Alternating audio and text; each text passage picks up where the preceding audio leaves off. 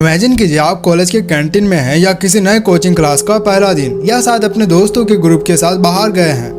अचानक आपका best friend किसी कॉल के लिए बाहर चला जाता है और आप एक म्यूचुअल फ्रेंड के साथ अकेले रह जाते हैं जिसे आप अच्छे से जानते भी नहीं। अगर जानते भी हैं तो शायद आप दोनों का उतना कनेक्शन नहीं बनता है। आप जानते हो कि आपको कुछ बोलना चाहिए पर अचानक आपका दिमाग पूरी तरह शांत हो जाता है, बिल्कुल ब्लैंक। अंदर ही अंदर पैनिक शुरू हो जाता है और इस डेस्परेशन में आपके मुंह से दुनिया का सबसे थका हुआ सवाल निकलता है, और भाई क्या चल रहा है, या फिर गर्मी बहुत बढ़ गई है। सामने वाला एक पोलाइट स्माइल देता है और बोलता है हाँ भाई ठीक ही है, एंड बूम, कन्वर्सेशन वहीं खत्म हो जाती है। फिर शुरू होती है वो चुभने वाली ऑकवर्ड साइलेंस। आप बस वहाँ बैठे अपने फोन में बिना वजह स्क्रॉल करने की कोशिश करते हैं और वहाँ पे आप लिटरली प्रे करते हो कि आपका दोस्त जल्दी वापस आए। क्या आपके साथ कभी ऐसा हुआ है? अगर हुआ है तो आप अकेले नहीं हो। लेकिन अगर आप वहीं देखो तो कॉलेज में कुछ लोग किसी भी अनजान इंसान से घुल मिल जाते हैं जैसे बचपन के दोस्त हो। बाकी लोग कोने में खड़े होकर ग्रुप में फिट इन होने के लिए स्ट्रगल करते हैं। सोसाइटी हमें एक बहुत बड़ा झूठ बेचती है। हमें बताया जाता है कि करिश्मा और कम्युनिकेशन स्किल्स इनबॉर्न होती है, मतलब वो बचपन से आपके पास होती है, और ये बिल्कुल गलत है। आज की इस वीडियो में मैं इन्हीं सीक्रेट्स को रिवील करने वाला हूँ। कुर्सी की पेटी बांध लीजिए क्योंकि ये मास्टर क्लास आपका सोशल कॉन्फिडेंस हमेशा के लिए बदल देगा।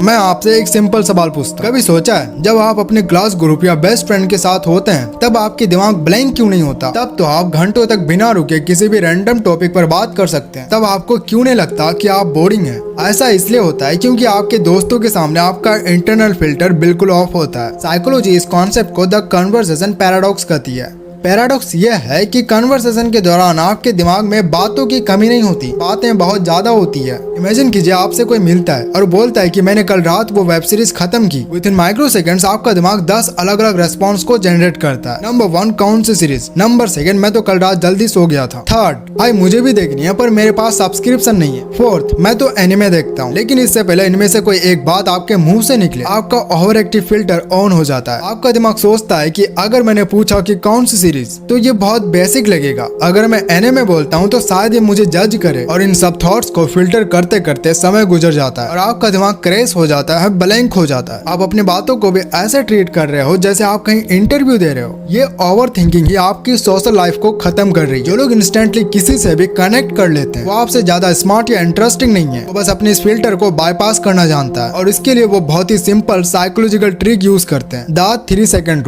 रूल बहुत ही सिंपल है। जब आपसे कोई कुछ भी कहे 3 सेकंड के अंदर जो आपके दिमाग में सबसे पहला थॉट आए जिसे आप नॉर्मली रोक लेते हैं पर उसे बोल दीजिए। फॉर एग्जांपल आपका कोई क्लासमेट बोलता है कि मैं कल जिम ज्वाइन करूंगा। अगर आपके दिमाग में आ रहा है कि भाई मेरी तो सुबह नींद ही नहीं खुलती, तू कैसे मैनेज कर लेता है, बिना एक भी सेकंड सोचते हुए बस बोल दीजिए। आपको लगता है कि ये बोरिंग स्टेटमेंट है? नहीं दोस्त, ये ऑथेंटिक है। यहाँ से आपका कन्वर्सेशन फॉलो होना स्टार्ट हो जाएगा। लोग ना क्लेवर बातें सुनना नहीं चाहते, लोग जेन्युइन इंसान से कनेक्ट करना चाहते हैं। अपने अंदर की सिक्योरिटी गार्ड को फायर कर दीजिए। लेकिन वेट, सिर्फ फिल्टर हटाना काफी नहीं है। अगर आपको एक ऐसा इंसान बनना है जिसके साथ लोग घंटों बात करना चाहे, जिसे लोग मैग्नेटिक बोले, तो आपको अपना फोकस खुद से हटाकर सामने वाले पे शिफ्ट करना होगा। और इसके लिए हम यूज करेंगे द क्यूरियोसिटी सुपर पावर। जब ना हम किसी नए इंसान से बात करते हैं तो हमारा दिमाग एक परफॉर्मेंस मूड में चला जाता है। हमें लगता है कि हमें बहुत ही स्मार्ट, फनी या फिर कूल बंदा बनना पड़ेगा वरना सामने वाला हमें रिजेक्ट कर देगा। ये प्रेशर ही उस एंजाइटी का रूट कॉज है। पर ह्यूमन साइकोलॉजी का एक बहुत बड़ा सीक्रेट सुनिए। जो लोग सबसे बेस्ट कन्वर्सेशनलिस्ट होते हैं वो असल में दुनिया का सबसे इंटरेस्टिंग लोग नहीं होते, वो दुनिया का सबसे इंटरेस्टेड लोग होते हैं। लोगों को ये लगता है कि बातें बनाने के लिए उन्हें क्लेवर होना पड़ेगा। नहीं, आपको बस क्यूरियस होना है। जेन्युइन क्यूरियोसिटी आपकी सारी सोशल एंजाइटी को एक सेकंड में खत्म कर सकती है।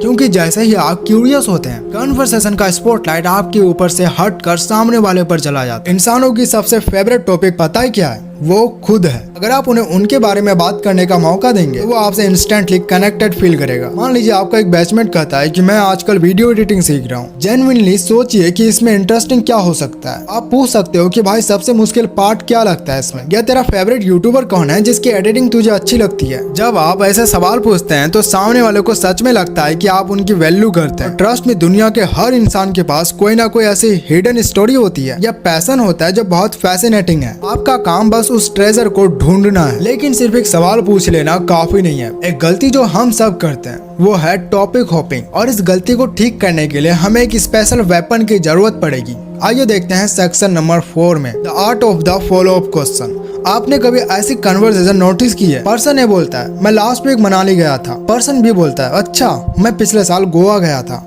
फिर पर्सन ये बोलता है सही है यार, मुझे मूवीज का बहुत बड़ा शौक है, और इसे कहते हैं टॉपिक होपिंग। लोग अपने एंजाइटी के चक्कर में अपने टॉपिक्स को इतनी जल्दी स्विच करते हैं कि कोई कनेक्शन बन ही नहीं पाता। आप एक टॉपिक को टच करते हैं और तुरंत ही दूसरे टॉपिक में शिफ्ट हो जाते हैं। अगर आपको ऐसी कन्वर्सेशन बिल्ड करनी है जो सामने वाले को याद रहे, तो आपको फॉलो अप क्वेश्चन मास्टर करना होगा। ग्रेट कम्युनिकेटर्स का सीक्रेट वेपन है। इसका एक सिंपल फॉर्मूला है, listen, identify and dig deeper. सुनो, पकड़ो और गहराई में जाओ। आपका दोस्त कहता है यार मैं कल एक नया गेम खेल रहा था, बड़ा टाइम लग गया। बेसिक रेस्पॉन्स क्या होगा? अच्छा कौन सा गेम? ये ठीक है पर सेलो है। फॉलो अप मास्टर का रेस्पॉन्स देखिए। लेवल 1, भाई कौन सा गेम खेल रहा था?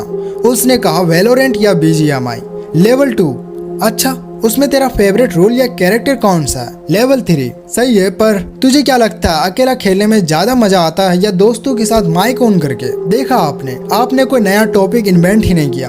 फॉलो अप क्वेश्चंस के लिए आपको पहले से कोई स्क्रिप्ट याद करने की जरूरत नहीं है। ये मटेरियल आपको सामने वाला खुद प्लेट पर रख कर दे रहा है। लेकिन वेट, अगर एक टॉपिक पर बात करते करते सवाल खत्म हो जाए तब क्या करें? तब हम यूज करेंगे कन्वर्सेशन थ्रेडिंग का कॉन्सेप्ट, जो हमारा सेक्शन नंबर 5 है।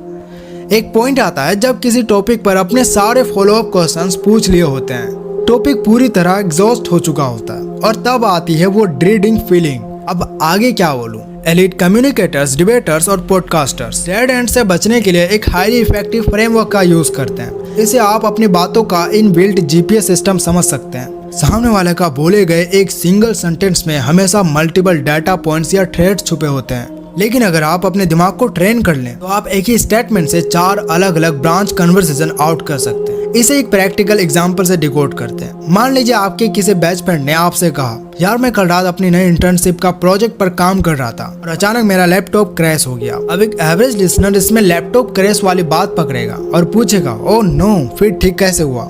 जैसे ही लैपटॉप की बात खत्म होगी, कन्वर्सेशन डेड। लेकिन एक स्मार्ट कम्युनिकेटर सबकॉन्शियसली एक सेंटेंस के अंदर 4 अलग अलग थ्रेड्स को नोटिस कर लेता है। Thread 2, frustration. भाई ऐसी सिचुएशन में तो दिमाग खराब हो जाता है, तूने हैंडल कैसे किया? Thread 3, internship. वैसे तू किस कंपनी में इंटर्नशिप कर रहा है? थ्रेड 4, प्रोजेक्ट किस टॉपिक पर था? देखा आपने, एक ही स्टेटमेंट में आपके पास 4 सॉलिड टॉपिक्स हैं। स्ट्रेटेजिक अप्रोच के साथ आप प्रैक्टिकली अपनी बातों से आउट ऑफ स्टॉक हो ही नहीं सकते। क्या आपके साथ कभी ऐसा हुआ है आप किसी से बात कर रहे हो और अचानक लगने लगे कि कन्वर्सेशन बहुत ज्यादा हेवी या सीरियस हो गई है? एक मेमोरेबल कन्वर्सेशन किसी ब्लॉकबस्टर मूवी की तरह होती है। उसमें इंटेंस सीन्स भी होते हैं और कॉमिक रिलीफ भी।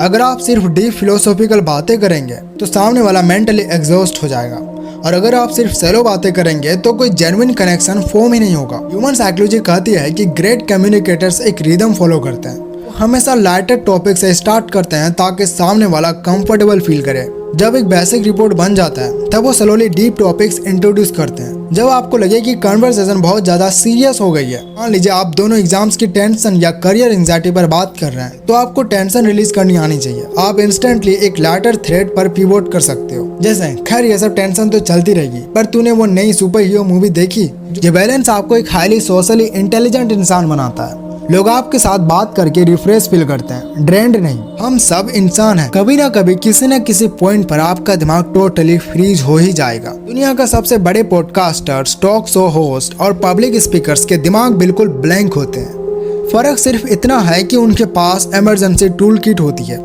जब आपका दिमाग पूरी तरह ब्लैंक हो जाए तो नए टॉपिक सोचने के बजाय इन 2 प्रूवन रिकवरी स्ट्रेटजीज को यूज कीजिए। पहली स्ट्रेटजी है द एनवायरनमेंट स्कैन। आपका दिमाग अंदर से आइडिया ना दे तो बाहर देखिए, आसपास के एनवायरनमेंट में कुछ नोटिस कीजिए और उस पर एक सिंपल ऑब्जर्वेशन थ्रो कर दीजिए। आप दोनों सेम एनवायरनमेंट में हैं तो सामने वाले के लिए इस पर रिएक्ट करना सबसे आसान होता है। दूसरी और सबसे पावरफुल टेक्निक है अपने दिमाग में पहले 3 से 4 एस्पायरेशनल क्वेश्चन सेव करके रखना। बोरिंग सवाल होता है कि तुम्हें घूमना पसंद है, इसकी जगह अपना इमरजेंसी क्वेश्चन पूछिए। अगर तुम्हें कल सुबह उठते ही दुनिया की किसी भी जगह टेलीपोर्ट होने का ऑप्शन मिले और बजट की कोई टेंशन ना हो तो तुम कहाँ जाओगे? ऐसे सवाल सामने वाले के दिमाग को फोर्स करते हैं, बोरिंग रियलिटी से बाहर निकलकर कुछ इंटरेस्टिंग सोचते हैं। होप सो ये वीडियो आपको पसंद आया होगा। ऐसे वीडियोस के लिए चैनल को सब्सक्राइब कर सकते हो। नेक्स्ट वीडियो किस टॉपिक पे चाहिए वो भी कमेंट्स में बता देना। Thanks for watching.